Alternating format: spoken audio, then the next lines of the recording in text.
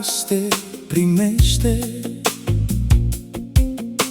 Sufletul cel darnic mereu înflorește.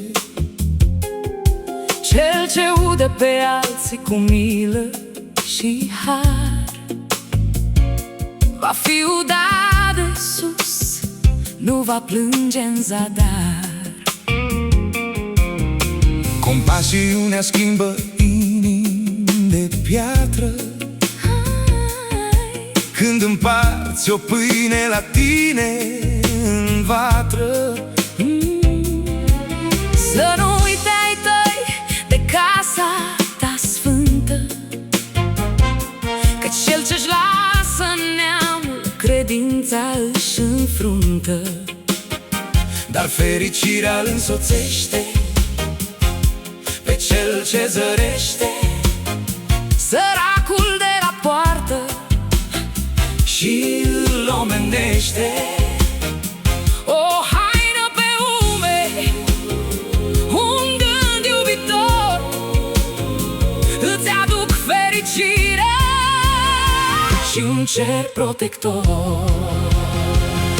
Ajutorul adevărat e un lanț de iubire, de la cer pe pământ spre o sfântă trezire. Hei, când dăruiești din suflet, primești înzecit, hei, în brațul divin ești mereu ocrotit.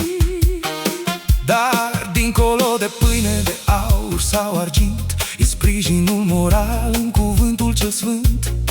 Ne rugăm unii pentru alții în vremuri de greu, împărtășim învățătura din textul lui Dumnezeu.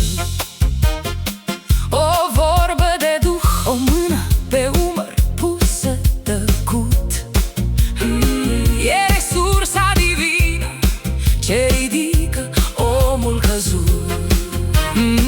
Iar când criza lovește, și lumea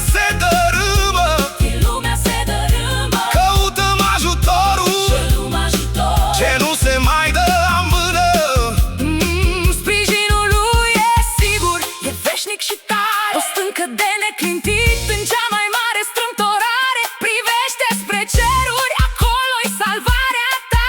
Încrederea în el Nu te va lăsa.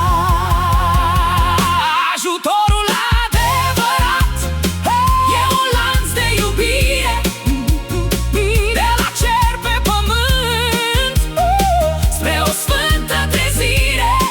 Hei, când dăruiești din suflet, primești înzecit, hei, în brațul divin